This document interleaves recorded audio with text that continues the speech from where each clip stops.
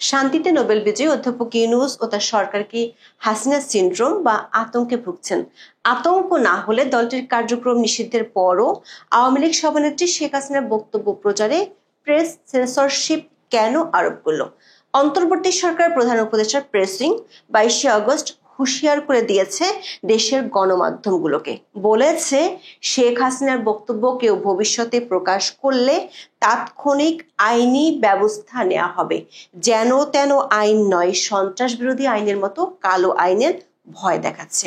মন খুলে কথা বলা ও লেখার স্বাধীনতা দেওয়ার কথা বলেছিলেন অধ্যাপক ইউনূস, অথচ তারই প্রেস উইং শেখ হাসিনার বক্তব্য প্রচারে প্রেস সেন্সরশিপ আরোপ করতে গিয়ে আদালতের আদেশের অপব্যাখ্যাও দিয়েছেন। বিবৃতি নিয়ে দেখা দিয়েছে বিভ্রান্তি। অধ্যাপক ইউনূসের প্রেস উইং যে বাংলাদেশের গণমাধ্যমের কতটা টুটি চেপে ধরেছেন সেটি জীবনের শেষ চিঠিতে লিখে গেছেন প্রয়াত বর্ষিয়ান সাংবাদিক বিভু রঞ্জন সরকার। বলেছেন, প্রধান উপদেষ্টার প্রেস বিভাগ তো মন খোলা নয়। মিডিয়ার যারা নির্বাহী দায়িত্ব পালন করেন তারা সবাই আতঙ্কে থাকেন সব সময়। বড় প্রশ্ন হলো, শেখ হাসিনাকে নিয়ে সরকারের মধ্যে হঠাৎ করে এমন আতঙ্ক দেখা দিচ্ছে কেন? বিশেষ করে আওয়ামী লীগের কার্যক্রম বন্ধের চিঠিতে ভারতের প্রতিক্রিয়ার পরপরই কেন প্রেস উইং এমন হুঁশিয়ারি দিল? এই হুঁশিয়ারি আদৌ কি দেশীয় গণমাধ্যমের জন্য নাকি অন্য কারোর জন্য, যাদের কাছে প্রেস সচিব আগে ক্ষমা চেয়েছিল? বিস্তারিত জানতে চলুন যাওয়া যাক বিশ্লেষণে।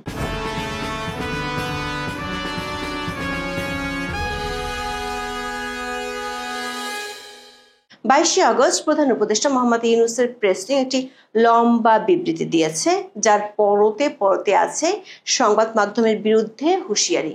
বিবৃতিতে বলা হয়েছে, বাংলাদেশের টেলিভিশন, সংবাদ এবং অনলাইন আউটলেটগুলোতে ফৌজদারি অপরাধে দণ্ডিত অপরাধী এবং গণহত্যা ও মানবতা বিরোধী অপরাধে অভিযুক্ত পলাতক আসামি আওয়ামী লীগের নেত্রী শেখ হাসিনার অডিও সম্প্রচার এবং প্রচার 2009 সালের সন্ত্রাস বিরোধী আইনের গুরুতর লঙ্ঘন। তাছাড়া গত বছরের ডিসেম্বরে আন্তর্জাতিক অপরাধ ট্রাইব্যুনাল প্রাক্তন স্বৈরশাসকের ঘৃণা ছড়ায় এমন বক্তব্য সম্প্রচার নিষিদ্ধ করে রায় দিয়েছে।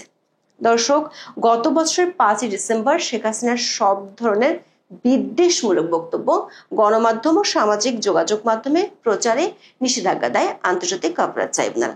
একই সঙ্গে শেখ হাসিনা আগে যত বিদ্বেষমূলক বক্তব্য দিয়েছেন তা সব মাধ্যম থেকে দ্রুততম সময়ের মধ্যে সরাতে বাংলাদেশ টেলিযোগাযোগ নিয়ন্ত্রণ কমিশন বা বিটিআরসি কে নির্দেশ দিয়েছিল আদালত। অধ্যাপক ইউনূসের প্রেস উইং এখন ফরমান জারি করেছে, শেখ হাসিনার যে কোনো বক্তব্য প্রচার ও প্রকাশ করলে বাংলাদেশের গণমাধ্যমগুলোকে চরম মূল্য দিতে হবে। আইনি ব্যবস্থা নেওয়ার পাশাপাশি প্রেস উইং গণমাধ্যমের ঝাঁপি বন্ধ করে দেওয়ার হুমকি দিয়েছেন। প্রেস উইং বলছে, শেখ হাসিনার বক্তব্য প্রকাশ করা অপরাধমূলক প্রচারকর্ম। তার বক্তব্য কেউ ভবিষ্যতে প্রকাশ করলে তাৎক্ষণিক আইনি ব্যবস্থা নেওয়া হবে। দর্শক, গত 5ই ডিসেম্বর দেয়া আদালতের নির্দেশটি নিয়ে প্রশ্ন তুলেছিল বেশ কিছু গণমাধ্যম। বিবিসি বাংলা ও ডয়েচে ভেলে বাংলার দুটি প্রতিবেদনে প্রশ্ন তোলা হয়েছিল, বাংলাদেশের সাবেক প্রধানমন্ত্রী শেখ হাসিনার বিদ্বেষমূলক বক্তব্য প্রচারে নিষেধাজ্ঞা এবং সেগুলো সরানোর জন্য আদালত যে নির্দেশ দিয়েছে তা বাস্তবে কার্যকর করা কঠিন হবে। বিবিসি বাংলা প্রশ্ন তুলেছিল, বিদ্বেষমূলক বক্তব্য কিভাবে নির্ধারণ করা হবে? আইনজীবীদের দৃষ্টিতে এটি নির্ধারণ করা ও এই নিষেধাজ্ঞা বাস্তবায়ন করা কঠিন। বিবিসি বাংলা ওই খবরে প্রশ্ন তুলেছিল, শেখ হাসিনা যদি বক্তব্য দিতে গিয়ে অধ্যাপক মোহাম্মদ ইউনূসকে স্বৈরাচার বলেন, তাকে বিদ্বেষমূলক বক্তব্য হিসেবে গণ্য হবে? তার উত্তরে সুপ্রিম কোর্টের আইনজীবী শাহদিন মালিক বিবিসি বাংলাকে বলেন, আমার তো মনে হতে পারে মোহাম্মদ ইউনূস স্বৈরাচার। আপনার মনে হলো না যে, এখন আপনার মনে হয়নি বলে আমি তাকে বলতে পারবো না। সুপ্রিম কোর্টের আরেক আইনজীবী অ্যাডভোকেট মঞ্জিল মোর্শেদ বলেছেন, সুনির্দিষ্টভাবে বিদ্বেষমূলক বক্তব্য খুঁজে বের করা কঠিন। আইনজীবী শাহদিন মালিকের মতে, কোনো আইনের অধীনে বিদ্বেষমূলক বক্তব্যকে সংজ্ঞায়িত করা সম্ভব না, অত্যন্ত দুষ্কর, তাই এটি কার্যকর হওয়ার কথা না। কিন্তু বাস্তবতা হলো, অধ্যাপক ইউনূসের প্রেস উইং কোনটি বিদ্বেষমূলক বক্তব্য আর কোনটি নয় তা নির্ধারণে ব্যর্থ হয়ে এবার টুটি চেপে ধরতে চায় গণমাধ্যমের। গত ডিসেম্বরে গণমাধ্যমগুলোর মধ্যে এমন আশঙ্কা ছিল, সেটি এখন সত্যি হলো। শাহীন মালিক গত 7 ডিসেম্বর বিবিসি বাংলাকে বলেছিল, আপনি যে ব্যাখ্যাই দেন না কেন, কে কি বলতে পারবে আর কি পারবে না, ওইখানে যাওয়াটাই বাক স্বাধীনতার পরিপন্থী। এগুলো গণমাধ্যমকে কোণঠাসা করার প্রক্রিয়া। কি ছাপানো যাবে কি যাবে না বললে তো এর কোনো শেষ নেই। শাহীন মালিক সহ একাধিক আইনজীবীর আশঙ্কাই শেষ পর্যন্ত সত্যি হলো। আবার 2009 সালে যে সন্ত্রাস দমন আইনের দোহাই দিচ্ছে তারও অপব্যাখ্যা দিচ্ছে প্রেস উইং। আওয়ামী লীগের কার্যক্রম নিষিদ্ধ সংক্রান্ত প্রজ্ঞাপনটি জারি করা হয় বাংলাদেশ সরকারের স্বরাষ্ট্র মন্ত্রণালয় থেকে গত 12 মে। সন্ত্রাস বিরোধী আইনের আওতায় এই প্রজ্ঞাপনটি জারি করা হয় তখনই দুটি বিতর্ক উঠেছিল। প্রথমটি হলো, সন্ত্রাস দমন আইনে কোনো দলের কার্যক্রম নিষিদ্ধের সুযোগ নেই, দলের কার্যক্রম নয় দলকে নিষিদ্ধ করার সুযোগ আছে। দ্বিতীয়টি হলো, গণমাধ্যমের আওয়ামী লীগ নিয়ে সংবাদ, মতামত ও বিশ্লেষণ প্রকাশ করা যাবে কিনা। তখন সরকারের পক্ষ থেকে দাবি করা হয়েছিল, আওয়ামী লীগ এর কোনো কর্মকাণ্ড, দলটি সম্পর্কে সরকারের গৃহীত বিভিন্ন পদক্ষেপের যৌক্তিক, গঠনমূলক বা আইনানুগ বিশ্লেষণ বা মতামত প্রদান ওই প্রজ্ঞাপন দ্বারা খণ্ডিত করা হয়নি। দর্শক, বাংলাদেশের কোনো গণমাধ্যম যদি এখন শেখ হাসিনার কোনো কর্মকাণ্ড বা বক্তব্য নিয়ে গঠনমূলক এবং বিশ্লেষণধর্মী প্রতিবেদন তৈরি করতে চায়, তাহলে সেখানে তো শেখ হাসিনার বক্তব্য প্রচার করতে হবে। সেক্ষেত্রে শেখ হাসিনার বক্তব্য প্রচার করা যদি নিষিদ্ধ হয়, তাহলে সমালোচনা নিষিদ্ধ হয়ে গেল না তো? আবার সরকারি সংস্থাগুলোর পক্ষ থেকে শেখ হাসিনার অডিও লিক করে গণমাধ্যমে পাঠানো হয়, সেগুলো প্রচার হয়। এখন কি এসব অডিও প্রচার করা যাবে? দর্শক, শেখ হাসিনা দিল্লি থেকে নিয়মিত দলীয় নেতাকর্মীদের উদ্দেশ্যে অডিও বার্তা দেন, কখনো কখনো লাইভে অংশ নেন। সেগুলোর বেশিরভাগই বাংলাদেশের গণমাধ্যমে প্রচারিত বা প্রকাশিত হয় না। তাহলে হঠাৎ করে কেন প্রেস উইং এর পক্ষ থেকে গণমাধ্যমের ঝাঁপি বন্ধ করে দেওয়ার হুমকি দেওয়া হলো? প্রশ্ন উঠেছে, সরকারের মধ্যে কি শেখ হাসিনা ভীতি ব্যাপকভাবে ছড়িয়ে পড়ছে? সরকারের একাধিক সূত্র বলছে, প্রক্রিয়াটি একেবারে হঠাৎ নয়। বিবিসি বাংলায় গত 8 আগস্ট একটি খবর প্রকাশ করে, যেটির শিরোনাম ছিল, কলকাতায় পার্টি অফিস খুলে আওয়ামী লীগের কার্যক্রম চলছে কিভাবে। খবরটিতে দাবি করা হয়, কলকাতায় একটি বাণিজ্যিক ভবনে আওয়ামী লীগের নেতাকর্মীদের অফিস আছে, সেখান থেকে দলীয় কর্মকাণ্ড পরিচালিত হচ্ছে। যদিও আওয়ামী লীগের পক্ষ থেকে এর প্রতিবাদ জানানো হয়েছে। দলটি বলছে, কলকাতা ও দিল্লি সহ ভারতের কোথাও আওয়ামী লীগের কোনো অফিস নেই। কিন্তু এরই মধ্যে বাংলাদেশ সরকারের পররাষ্ট্র মন্ত্রণালয়ের পক্ষ থেকে ভারত সরকারকে চিঠি দেওয়া হয়। বাংলাদেশ সরকারের বক্তব্য, দুদেশের সম্পর্ক বজায় রাখতে ভারত সরকার উচিত বাংলাদেশ বিরোধী কার্যক্রম বন্ধে কঠোর পদক্ষেপ নেওয়া। কিন্তু ভারতীয় পররাষ্ট্র মন্ত্রণালয়ের জবাবে এ ধরনের অভিযোগ ভিত্তিহীন বলে উড়িয়ে দিয়েছে। উল্টো নালিশ করেছে, ভারত সরকারকে অস্বস্তিতে ফেলতে কাল্পনিক অভিযোগ করা হচ্ছে। এই ধরনের ভিত্তিহীন অভিযোগই বরং দুদেশের সম্পর্কের অবনতি হতে পারে। আরো এক ধাপ এগিয়ে ভারত সরকার বাংলাদেশে অবাধ, সুষ্ঠু ও অংশগ্রহণমূলক নির্বাচন দাবি করেছে। দর্শক, বাংলাদেশ সরকার অভিযোগে গা করা তো দূরে থাক, তার ঠিক একদিন পর মানে 21 আগস্ট দিল্লি থেকে শেখ হাসিনা অনলাইনে দলের কেন্দ্রীয় কমিটির সাথে সভা করেছেন। ভারতীয় সংবাদ মাধ্যম দ্য ওয়ালের খবরে বলা হয়েছে, বাংলাদেশ সরকার ভারতে বসে আওয়ামী লীগের কার্যকলাপ নিয়ে আপত্তি তোলার পর দিন দলের কেন্দ্রীয় কমিটির বৈঠক করেন শেখ হাসিনা।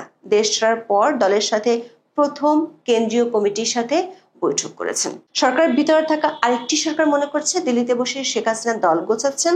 আওয়ামী লীগ এমনকি দলটির অঙ্গ সংগঠনের নেতাদের ডেকে নিয়ে বৈঠক করছেন, সেসব খবর গণমাধ্যমে উঠে আসছে। সরকার একাধিক সূত্র বলছে, বাংলাদেশের গণমাধ্যমগুলোকে নিয়ে সরকারের বা তার প্রেস উইং এর ভয় কম বলতে গেলে নেই, কারণ টেলিফোনের মাধ্যমে বা হুমকি দিয়ে দেশীয় গণমাধ্যমগুলোকে নিউজ প্রকাশ করা থেকে বিরত রাখা সম্ভব। তার প্রমাণও উঠে এসেছে সদ্যপ্রয়াত সাংবাদিক বিভুরঞ্জন সরকারের খোলা চিঠিতে। নিরুদ্দেশ হওয়ার আগে 21 আগস্ট বর্ষিয়ান সাংবাদিক বিভুরঞ্জন সরকার বিডি নিউজ 24-কে একটি খোলা চিঠি লিখেছিলেন। বিভুরঞ্জন সরকারের জীবনের এই শেষ চিঠিতে উঠে এসেছে কিভাবে সরকারের প্রেস উইং গণমাধ্যমের উপর প্রেস সেন্সরশিপ চালাচ্ছেন। তিনি লিখেছেন, গত বছর সরকার পরিবর্তনের পর গণমাধ্যমের অবস্থা আরো কাহিল হয়েছে। মন খুলে সমালোচনা করার কথা প্রধান উপদেষ্টা বলেছেন, কিন্তু তার প্রেস বিভাগ তো মন খোলা নয়। মিডিয়ার যারা নির্বাহী দায়িত্ব পালন করেন তারা সবাই আতঙ্কে থাকেন সবসময়। কখন না কোন খবর বা লেখার জন্য ফোন আসে, তুলে নিতে হয় লেখা বা খবর। দর্শক, সাংবাদিক বিভুরঞ্জন সরকারকে নিয়ে থাকছে আমাদের পরবর্তী ভিডিও। দর্শক, বিভুরঞ্জন সরকারের চিঠির এই কয়টি লাইন থেকে পরিষ্কার দেশীয় গণমাধ্যমগুলো অধ্যাপক ইউনূসের মাথা ব্যথার কারণ নয়। কারণ হলো বিদেশি সংবাদ মাধ্যমগুলো, বিশেষ করে বিবিসি বাংলা ও ডয়েচে ভেলে বাংলাকে নিয়ে যত দুশ্চিন্তা। এর আগে ফেব্রুয়ারিতে প্রধান উপদেষ্টার প্রেস সচিব শফিকুল আলম বিবিসি বাংলাকে শেখ হাসিনার ফ্যান বলে মন্তব্য করে পোস্ট দিয়েছিলেন। সেই পোস্টে তিনি দাবি করেছিলেন বিবিসি বাংলা শেখ হাসিনার জন্য একটি নিখুঁত প্ল্যাটফর্ম দিয়েছে। তিনি প্রশ্ন করেছিলেন বিবিসি বাংলাকে কখনো নির্বাসিত বিএনপি নেতা তারেক রহমানকে একই রকম প্ল্যাটফর্ম দিয়েছে? কিন্তু বিবিসি বাংলা তারেক রহমানের বক্তব্য প্রচার করেছিল। এরই মধ্যে অতি কথনের জন্য সুপরিচিত শফিকুল আলম পরদিনই প্রকাশ্যে বিবিসির কাছে ক্ষমা চান। লেখেন, বিবিসি বাংলার সংবাদ নিয়ে আমার সাম্প্রতিক বক্তব্যের জন্য আমি ক্ষমা প্রার্থী। আমি আমার বক্তব্য সংশোধন করতে চাই। সরকার একাধিক সূত্র বলছে শেখ হাসিনার বক্তব্য কিংবা আওয়ামী লীগ নিয়ে বিদেশি গণমাধ্যমগুলোতে খবর প্রচার হওয়ায় নাখোশ সরকার সমর্থকরা। সরকারি কিংস পার্টি এনসিপি থেকে এ নিয়ে সরকারকে গত ফেব্রুয়ারিতেই ব্যবস্থা নেওয়ার জন্য চাপ দিয়েছিল, কিন্তু আন্তর্জাতিক সমালোচনার ভয়ে সরকার এ বিষয়ে ব্যবস্থা নেয়নি। তখন এনসিপির পক্ষ থেকে ফতোয়া দেওয়া হয়েছিল ভাষণ প্রচার করলে শেখ হাসিনাকে সহযোগিতা করছে বলে ধরে নিতে হবে। সরকারি সূত্রগুলো বলছে সরকারের কয়েকজন উপদেষ্টা ও কিংস পার্টির নেতাদের দুর্নীতি আর মব সন্ত্রাসে সরকারের ত্রাহি ত্রাহি অবস্থা, জনপ্রিয়তা শূন্যের কোটায়। এর মধ্যে আওয়ামী লীগ নিজেদের গুছিয়ে নিচ্ছে। এমন পরিস্থিতিতে আওয়ামী লীগের খবর গণমাধ্যমে, বিশেষ করে বিদেশি সংবাদ মাধ্যমে আসতে থাকলে দলটি নিষেধাজ্ঞার বিষয়ে আন্তর্জাতিক চাপ আসতে পারে।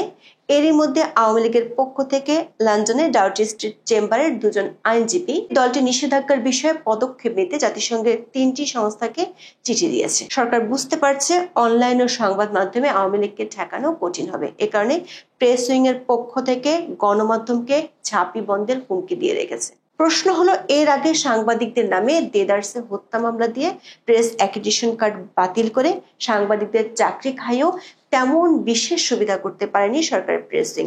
এখন নতুন হুমকিতে কি খুব বেশি কাজ করবে? এখন এই পর্যন্ত। সবাই ভালো থাকুন, সুস্থ থাকুন, নিরাপদে থাকুন। দেখা হবে আগামী পর্বে।